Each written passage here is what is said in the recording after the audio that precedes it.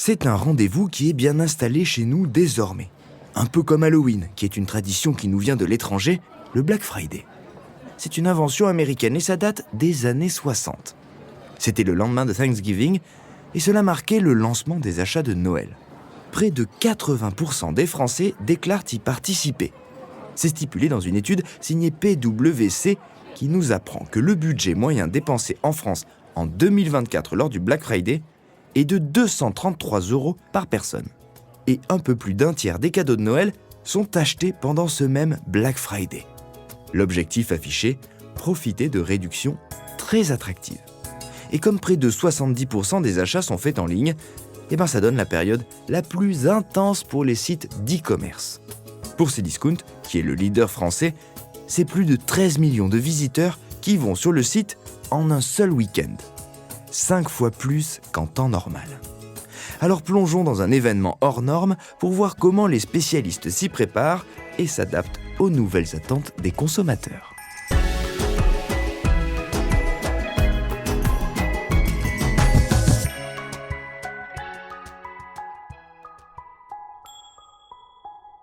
Un rendez-vous incontournable pour tous les commerçants et surtout les e-commerçants. Voilà ce qu'est devenu le Black Friday. Chez Cdiscount, il propose 20 millions de produits chaque année et beaucoup, vous l'aurez compris, lors de ce fameux Black Friday. Et ça va de l'électroménager à l'informatique, en passant par le bricolage, le linge de lit, les jouets, le vin ou même les voyages. Alors j'ai pu joindre Magali Viau, directrice de la performance commerciale, pour lui demander justement ce qu'elle peut observer au cœur de la machine. Chez Cdiscount, la préparation du Black Friday, elle commence des mois à l'avance. En fait, dès la fin du printemps, nos équipes commencent à travailler leurs offres pour le Black Friday. C'est une période que tout le monde attend et tout l'enjeu chez Cdiscount pour nous, c'est de construire des offres. On a vraiment ça à cœur, des offres exclusives pour le client. Donc vraiment qui vont se différencier de la concurrence. Et c'est soit une exclusivité prix, soit une exclusivité du produit. On a quand même un très très fort historique chez Cdiscount. Ça fait 25 ans qu'on existe. Pour recontextualiser un petit peu, chaque mois chez Cdiscount, c'est un tiers des Français qui passent sur le site en moyenne. Donc c'est énorme.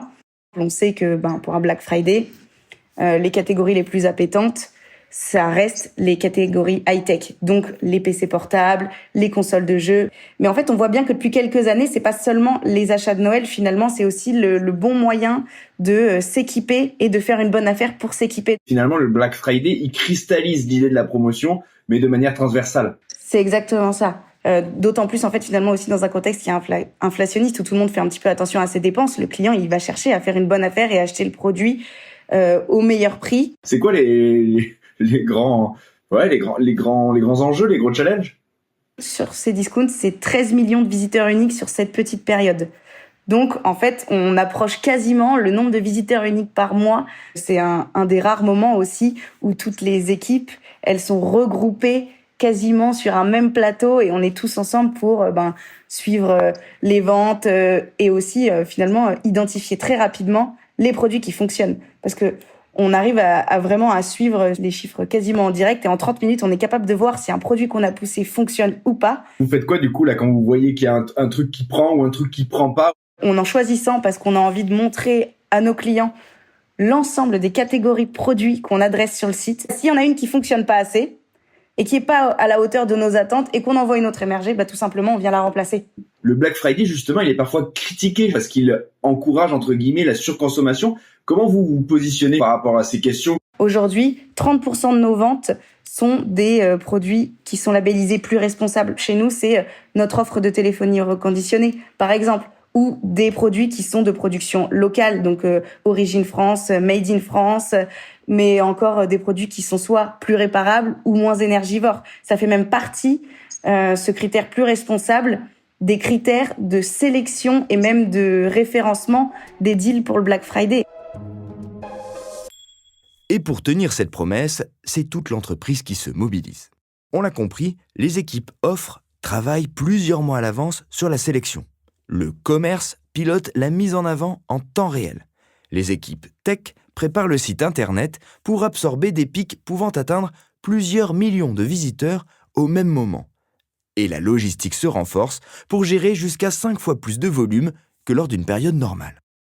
Alors direction Cestas, près de Bordeaux, un site gigantesque qui vit au rythme des commandes et des expéditions.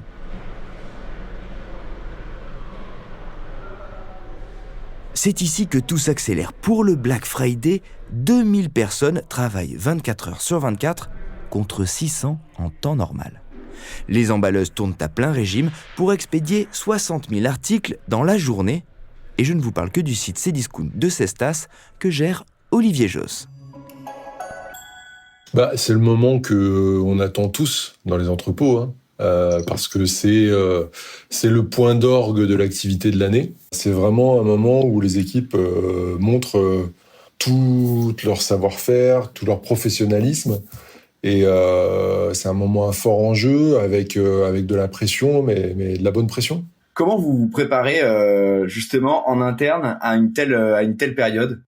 On s'y prépare toute l'année en fait, hein. On a déjà notre budget, on commence à avoir une idée de ce qu'on va avoir comme volume d'activité, on a notre schéma directeur, donc on sait quelle famille de produits on a, qu'est-ce qu'on aura à peu près comme volume à traiter.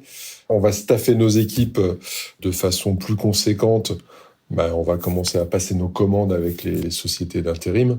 On a une activité qui est 4 à 5 fois supérieure à ce qu'on a le reste de l'année. Et donc, du coup, pour pouvoir assurer cette vague, on va augmenter notre capacité de production dans les entrepôts. Et pour ça, donc, ça va nécessiter qu'on crée des équipes supplémentaires. Par exemple, si vous voulez, ici, on va ouvrir le service réception qui fait la réception des marchandises dès fin septembre en 3/8. On va travailler la nuit parce qu'on sait qu'on va avoir énormément de marchandises qui vont rentrer dans nos entrepôts pour pouvoir être prêts pour le Black Friday.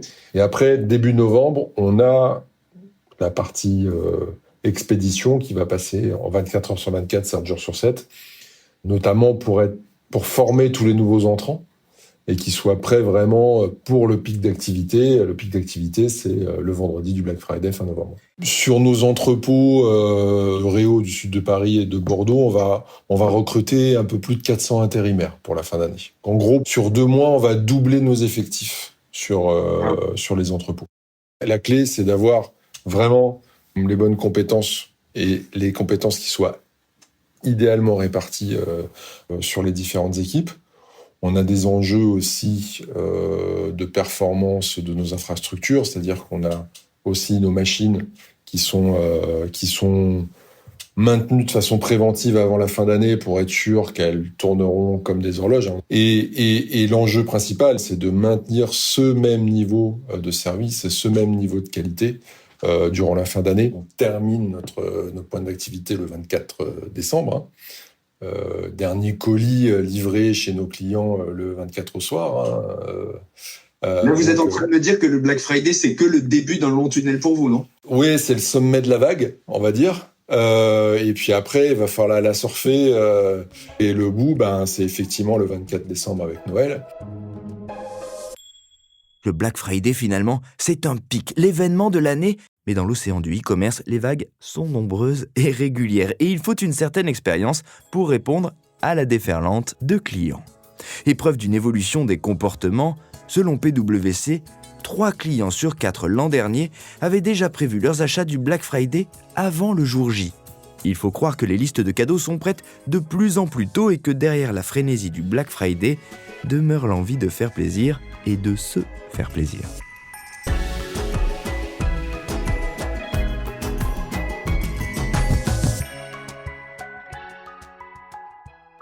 Vous venez d'écouter Au Rayon Futur, le podcast qui enquête et cherche des réponses aux grands enjeux de consommation d'aujourd'hui et de demain, à travers des réflexions individuelles, des échanges constructifs et des paroles expertes.